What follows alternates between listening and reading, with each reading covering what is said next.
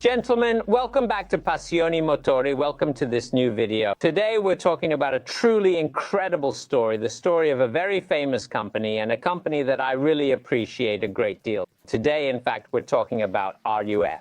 Surely if you've played Gran Turismo at least once in your life, you'll have seen that there's the possibility of playing with cars called RUFs, which are actually Porsches. Also in past videos, we talked about RUF in the Midnight Club video because if you recall, there was someone who was inspired by RUF to modify his Porsche, a 930 Turbo.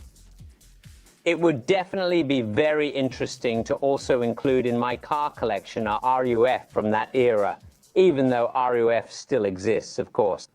Now let's talk about this incredible company. The company RUF was founded in 1939 in Germany in this small village called Pfaffenhausen, in the same town, precisely because it has a very, very beautiful name. The headquarters of RUF is still there today.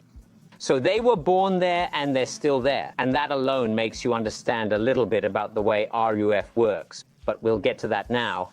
RUF actually started as a small workshop and filling station until one day it created its first vehicle, a bus. Exactly, one of the companies that creates the most incredible cars in the world started from a small workshop fueling gas and creating a bus. So rightfully, you're asking yourself now, how do you go from creating a bus to creating a car that sets the world's top speed record? And I'll explain that to you in a moment. It's all in a hurry. So the story is very funny and very interesting. Alois RUF Sr., who is the founder of the company, was driving his beautiful bus when a Porsche 356 overtook him speeding like crazy, lost control and crashed after a bend. Senior RUF, seeing the accident, of course, stops the bus, also seeing the smoke that was starting to come out of the car, and begins to immediately provide aid. The fact that he takes the driver of this 356 and takes him to the hospital. As it happens, RUF's garage wasn't far from the accident, so he also offered to fix the car. So the car was picked up and brought to the RUF workshop. Now, fortunately, the driver of the 356 wasn't hurt too badly and therefore didn't have many complications. But the 356 was seriously damaged, so badly damaged that the owner of the 356 decides to simply sell it to the RUF workshop since it was pretty much total. From the moment the car enters the RUF workshop, a true spark of love ignites between RUF Sr. and his son. They fell in love with Porsches because they finally had one in the workshop and could actually get their hands on it. This is where everything comes to life because the car was brought to RUF in 1963 and essentially refurbished by the father and son. But of course it was also modified. It was modified both aesthetically and performance-wise. Clearly, when they decided to modify this car, it wasn't for a possible resale, but simply they had, in quote marks, the luck of being able to find this car at a low price in their hands to make it as they thought it could be aesthetically pleasing and improved in performance, and so they simply used it. And it's here where I think the strangest thing really happens, indicating how successful the work they had done was. It's a Sunday afternoon, and father and son RUF are on their way to Munich when they stop at a traffic light and are approached by another car. The owner of this car rolls down the window, knocks on the window of the RUF's car, and falls so deeply in love with this vehicle, the Porsche, modified by RUF, that he announces his wish to purchase the car. How much does it cost?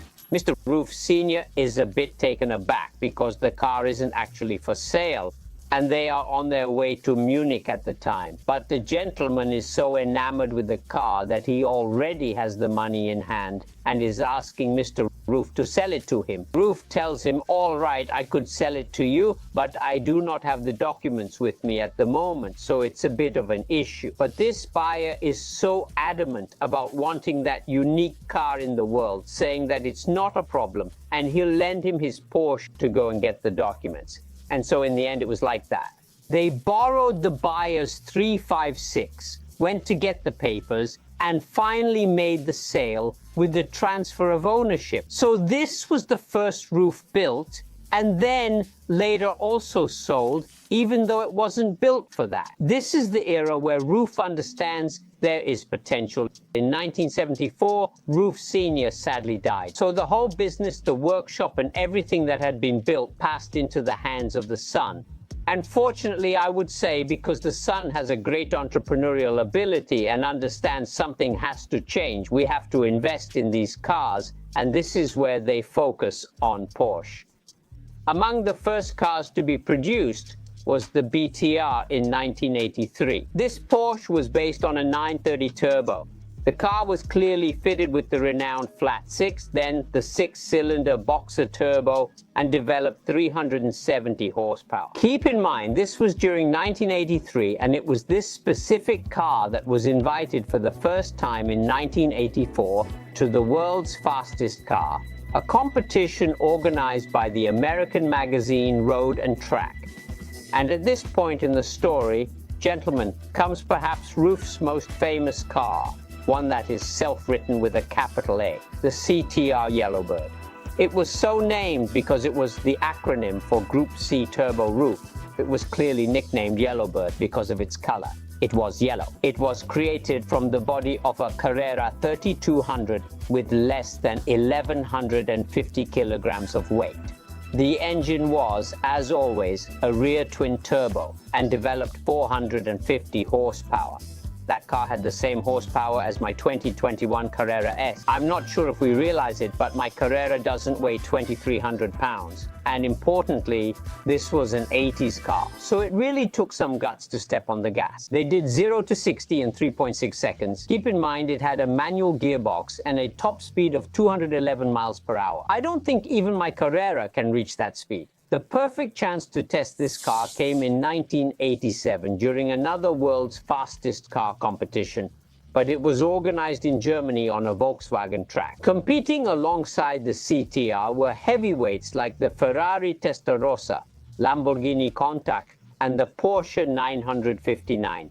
But the CTR shocked everyone and won the title of fastest car in the world with a top speed of 211 miles per hour. The name Yellowbird actually comes from the magazine which organized this competition because it will write an article describing this car as a fiery bird. It specifically says a fiery bird streaking across the horizon. And that's when the CTR became RUF's most famous machine, later known by everyone as the Yellowbird. And it's a machine that truly captures the essence of the RUF company, which are elegance, minimalism, and obviously very high performance. A tiny aside going back to the founder of the Midnight Club, if you remember, he tried to build his Porsche 930 to race on Wangan, the highway Japanese where these secret races were held at night, also inspired by RUF. Because when RUF won this award for the fastest car in the world, it sort of gnawed at him, because he wanted to be the one with the top speed. And man, it was a Porsche. I would also like to tell you that often we focus on the fact that in the past these incredible things happened, but don't live too much in the past because the past is beautiful.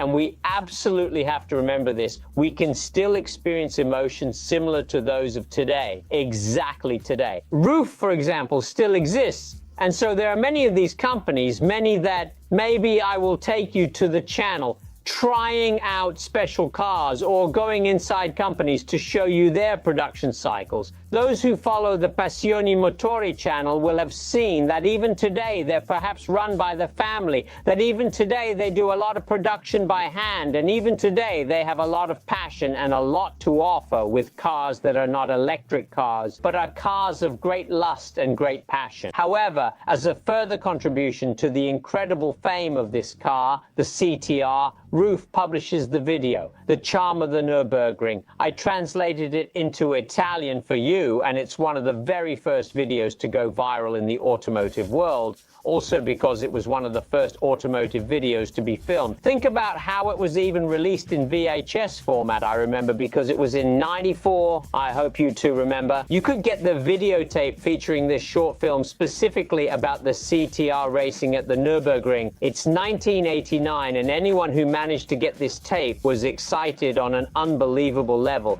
because they see the driver, Stefan Rosa, racing around the ring, making incredible maneuvers, drifting the car. I repeat, maybe for us it's normal. Now there are lots of videos of drivers drifting. Even I make a lot of videos where I drift, but imagine how out of nowhere this came out with a car. Extraordinary. Zooming around the ring, one of the most dangerous tracks in the world because it's named the Green Hell, driving the fastest car in the world. But like a madman, that is, skidding, making smoke from the tires. It's a really well-made advertisement video. Just think that at the beginning of the video, when the presenter says, "We like to play with our cars and today we want to invite you to join us," which clearly means we love playing with our machines, and today we want you to be a part of that too. And turning back to Gran Turismo, this car's fame also reached Asia. It was so famous that the producer of Gran Turismo, Kazunori Yamauchi, decided to produce Gran Turismo and to include the RUF brand inside.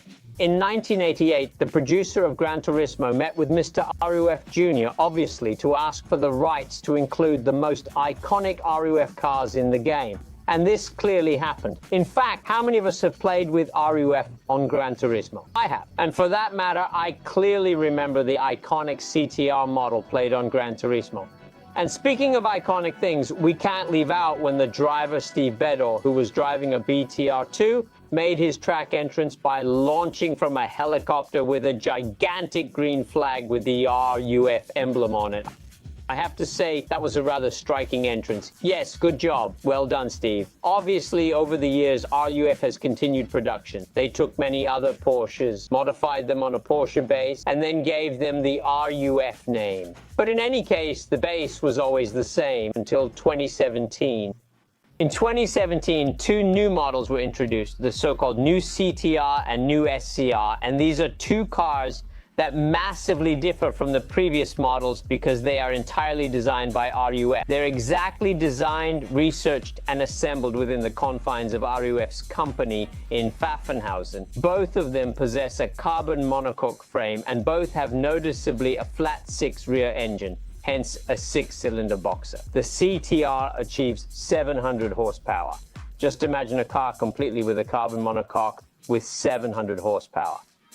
The CTR contains a turbocharged engine. In reality, it's a twin turbo. In fact, it unleashes 700 horsepower. The SCR, on the other hand, has a naturally aspirated engine and outputs 503. By the way, now I'm going to show you first the CTR and then the SCR, obviously the new ones. And I want to know in the comments which one of the two you're most excited about. Comment away.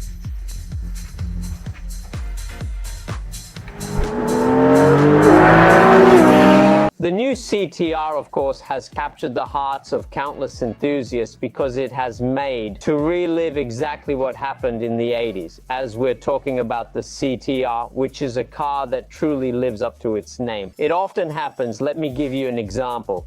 Mitsubishi Eclipse. They remade the Eclipse, but it's now an SUV. It's not the Eclipse anymore. Lancia created the Delta, then remade it, but it's not at all the original Delta.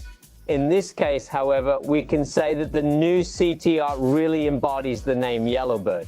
And I have to say that RUF has done an outstanding job because the CTR is the car that has forever marked the history of their company. So they couldn't afford to mess this one up. Gentlemen, this is the end of the video about the RUF I brought to you today. Thank you for being here with me. I hope you found this story interesting, and I really wish I could go to Germany to show you the actual RUF. I've managed to test out some incredible cars based on the Lancia 037, like the Chimera Evo 37, and I really would love to test a RUF, or at least visit the company to show you their manufacturing processes. I'll give it a go, and obviously if I succeed, I'll bring you the video. Thank you again for being here with me today. See you in a future video here on the Passione Motori channel. Goodbye.